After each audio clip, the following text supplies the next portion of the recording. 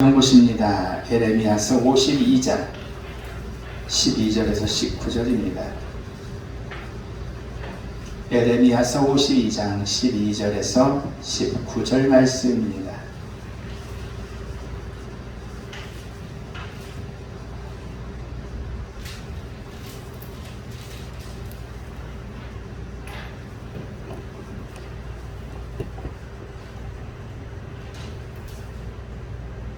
(1140페이지입니다) 한 절씩 교독하십니다. 바벨론의 느부갓네살 왕의 19해 다섯째 달 열째 날에 바벨론 왕의 어전사령관 느부사라단이 예루살렘에 이르러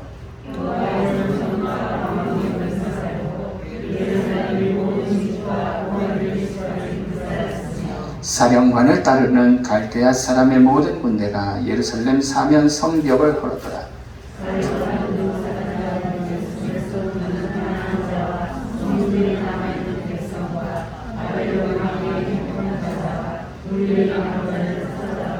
가난한 백성은 남겨두어 포도원을 관리하는 자와 농부가 되게 하였더라.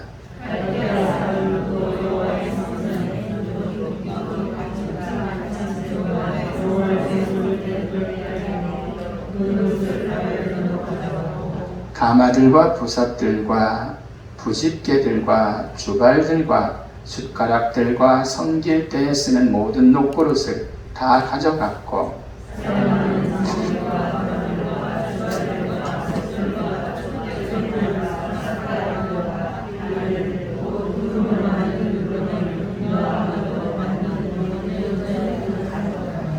아멘. 기도하십니다. 하나님 감사합니다. 저희들 사랑하시고 인도하셔서 거룩한 성일 주의 전에서 예배드리며 귀한 말씀 나누게 하시니 감사를 드립니다. 이 시간 생명의 말씀의 시간, 은혜의 시간 되도록 주여 인도하여 주옵소서. 예수님의 이름으로 기도드렸사옵나이다. 아멘. 할렐루야. 주님의 은혜가 여러분들 가운데 넘치시기를 축원합니다. 세상을 살면서 우리에게 자유가 없다라면 어떨까라는 것을 여러분들이 한번 생각해 보셨는지 모르겠어요. 이것보다 어려운 일은 없을 것 같아요. 환자도 저희 아버지 때 보니까 정신이 약간 이렇게 약이라든지 막판이 되니까 이 사람이 통제가 안 되니까 다 묶어놓거든요. 네. 왜냐하면 링거고 뭐고 다 빼니까 이렇게 다 사지를 묶어놓는 거예요. 그 나름대로 그 환자의 입장에서도 정상이 아닌데도 이 자유가 없으니까 얼마나 답답하겠습니까? 세계 요즘에 있었던 일이지만 세계에서 돈과 명예를 따지자면 삼성의 이재용 부회장이 우리가 잘 알고 있듯이 엄청난 존재입니다. 근데 그가 감옥에 가서 207일 만에 가석방이 됐어요. 그가 거하였던 독방은 어느 정도였냐면, 이재용은 여러분들이 아시겠지만 한 달에 걔네 집 전기세만 해도 2,500만 원이 더 나오는 집이거든요. 그런 집을 버리고 서울 구치소에서 가장 열악한 곳, 2평 남짓한 곳, 의사 2개, 한 3개, 4개 정도? 그러한 남짓한 곳에서 생활을 했습니다. 그리고 어느 정도였냐면 화장실도 칸막이조차 없는 거예요. 자기 독방이지만 변기만 하나 있고 24시간 감시 카메라가 있었고, 돈과 명예가 있어도 자유함이 없기 때문에 가장 힘들었을 것이다 라고 저는 생각을 해요. 세계의 교도소들을 보면은 재밌습니다. 전화를 마음대로 할 수 있는 교도소도 있어요. 그게 무슨 교도소야 라고 생각할 수 있겠지만 나가지만 못하는 거죠. 면회가 자유로운 것도 있어요. 하지만 그들에게 없는 것은 자유라는 거죠. 자유.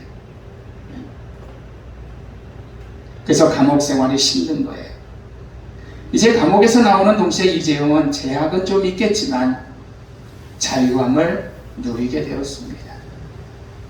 오늘 본문은 어떻습니까? 바벨론이라는 나라가 기도하셨지만 일본이 우리나라를 침입해서 포로로도 끌려가고 끌어가고 뭐 한참 우리가 지금 이슈가 되는 많이들 돌아가시는데 위안부로도 데려가고, 그런 거와 좀 비슷합니다. 바벨론이라는 우리가 읽은 오늘 성경 말씀이 이스라엘을 침략해서 다 뺏어가 버렸어요. 사람들은 포로로 끌어다가 종살이를 시켜버렸습니다. 말씀드렸지만 일제강점기와 너무나 비슷한 거예요.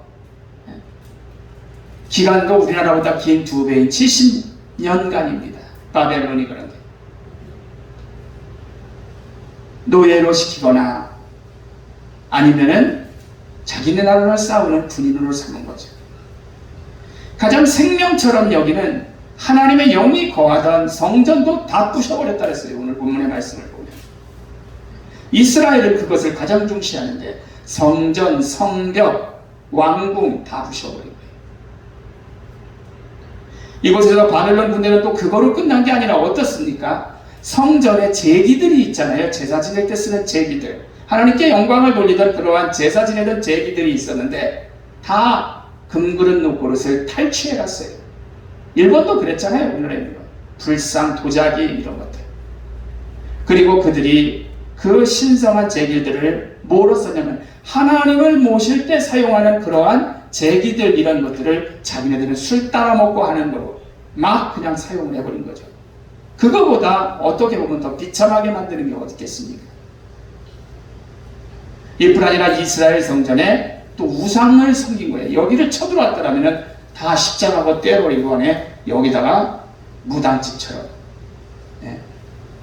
이 교회를 성전을 그렇게 만들어버린 거죠.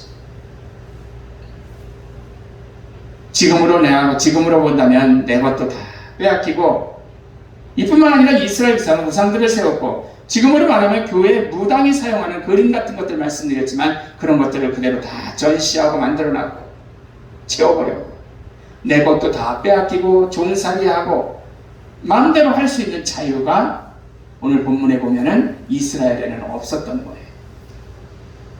여러분 우리가 아는 다니엘이 사드락, 메삭, 아벳느고, 다니엘이라는 사람들을 저희들이 잘 알고 있잖아요. 이 사람들 시대가 바로 그 바벨론이거든요. 70년간 통치를 하면서 잡아갔던 사람들이에요. 똑똑하면 자기네 사람으로 쓰는 거예요. 노동으로 쓰기에는 너무 아깝잖아요.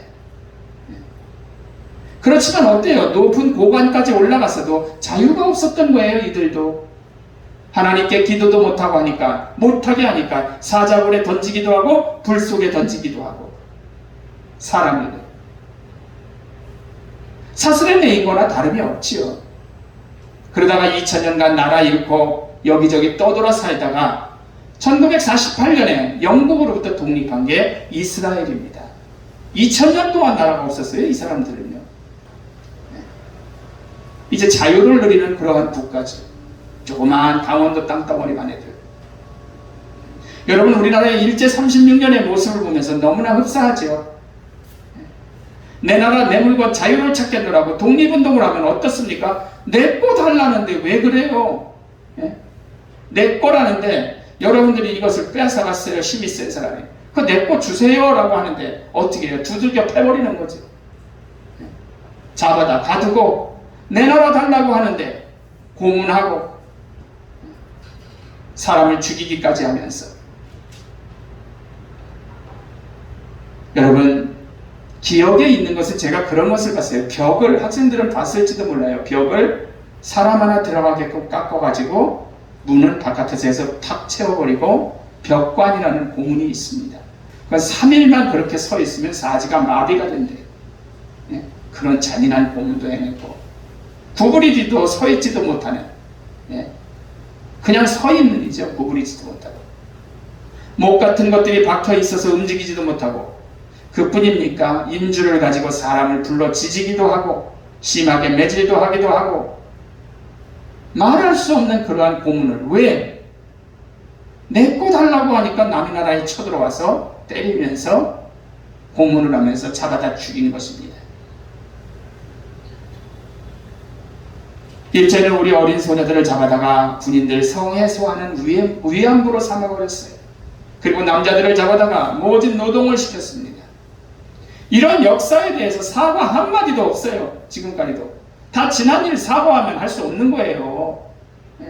사과 안 합니다. 생필품도 다 뺏어갔습니다. 저는 저희 아버지에게 직접 들은 7년생인데 아버지에게 들은 건 자기 어려서 노숟갈, 노젓갈, 놋 밥그릇을 빼앗아 가서 진짜 먹을 게 없었다는 그런 것을 직접 들은 적이 있어요. 그 어린 나이에 그걸 기억을 하더라고요. 일제 행동 가운데 우리나라 신앙인들을 신사참배하게 해서 우상숭배로 넘어가게 만들어서 사람을 하지 않는 죽이기까지 했습니다. 하나님을 배격하는 일이기에 거부하면 고문과 매질로 사람을 죽이기까지 했던 거죠. 종교의 자유도 빼앗아간 거예요. 여러분, 독립군이 왜 생겼습니까? 그 사람들을 갖다 우리가 지금 테러리스트라고 말하는, 일본은 테러리스트라고 봤었겠죠. 하지만 내 꼴 내가 달라는데 그게 왜 테러리스트입니까?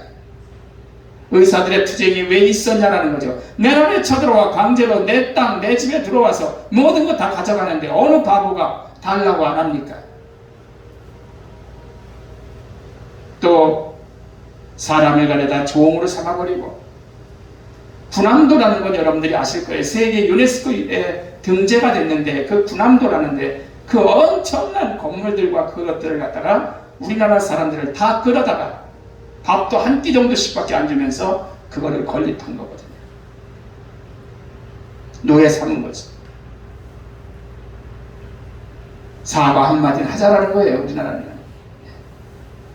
제가 친하게 지내는 목사님의 전주부께서도 목사님이셨는데 대구에서 처음으로 만세운동을 하셨고 그의 어린 아들까지 데리고 했기 때문에 형량이 33인보다도 더 오래 살다 나왔어요. 아들도 학생의 신분이었는데도 감옥에 옥고를 치렀다는 거죠. 여러분, 지금의 돈으로 수십억, 수백억을 독립자금으로 내어놓으신 그런 분들도 계십니다. 독립군이 되었고 독립군들을 먹이면서 총기나 이런 것들을 러시아 이런 곳으로부터 사서 나라 독립을 위해서 군대를 만들었던 거죠. 가정 돌보지 않고 조국의 독립을 먼저 생각하셨던 그런 분들이 있기 때문에 우리는 이러한 자유를 지금 누리게 된 줄로 믿습니다. 우리나라가 1945년 독립이 되면서 자유를 얻은 거죠. 얼마나 좋으면 그 자유를 위해서 여러분 어떻겠어요? 목숨도 버리죠. 가정도 버리죠. 예? 사랑은 안 버렸겠습니까? 우리는 광복절을 맞으면서 용서는 하되 잊지는 말아야 할 줄로 믿습니다. 저들이 저지른 만행에 대해서 기억해야지요. 우리는 국가 이름, 내 존재를 이름보다 영원한 천국의 자유를 마귀에게 또한 잃었던 존재였거든요.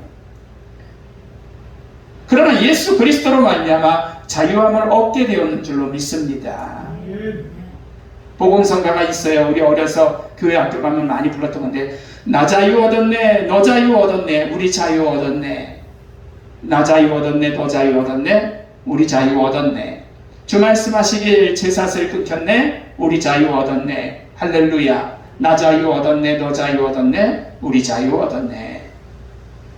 우리는 역시 마귀의 자손으로서 죄가 있어서 지옥 가서 자유함 없이 영원히 살 수밖에 없었지만 예수 그리스도의 보혈의 피로 십자가의 공로로 말미암아 우리는 천국의 자유함을 누리게 될 줄로 믿습니다.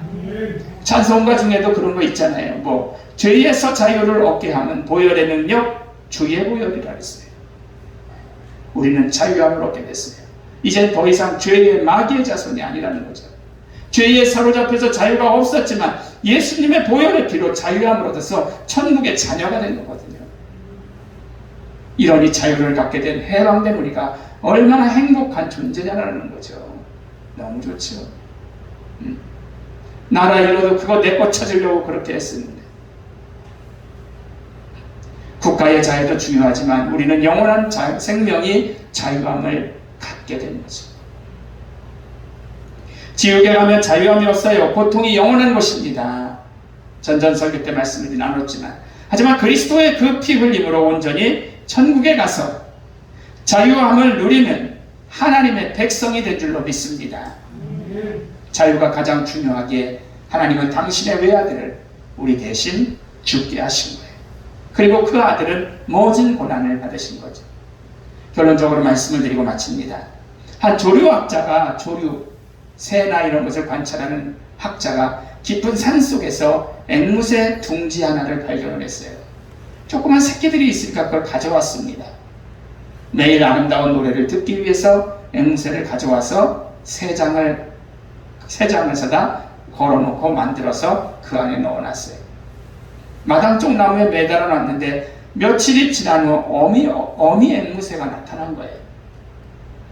근데 어미새는 새끼에게 부지런히 먹이를 날라다 줍니다. 근데 이 조류학자는 새끼에게 먹이를 주는 수고를 덜은 거죠. 왜? 어미가 먹이를 날라다 주니까. 얼마의 시간이 지난 뒤 세 장의 앵무새와 어미새는 죽은 채로 발견이 되었습니다. 자유롭게 날지 못하며 새끼를 보며 가슴이 아픈 어미새를 만나고 싶어도 날지 못하는 가슴 아픈 새끼 앵무새는 서로 가슴 아파하다가 자유가 없으니까 죽어버린 거예요. 여러분, 자유만큼 소중한 것은 없음을 기억하시기를 바랍니다. 자유가 없다면 사는 게 아니에요. 이에 우리는 예수님 때문에 제2의 구속으로부터 온전한 자유를 얻었음을 진정으로 감사하시는 여러분들 되시기를 주의 이름으로 축원합니다. 기도합니다.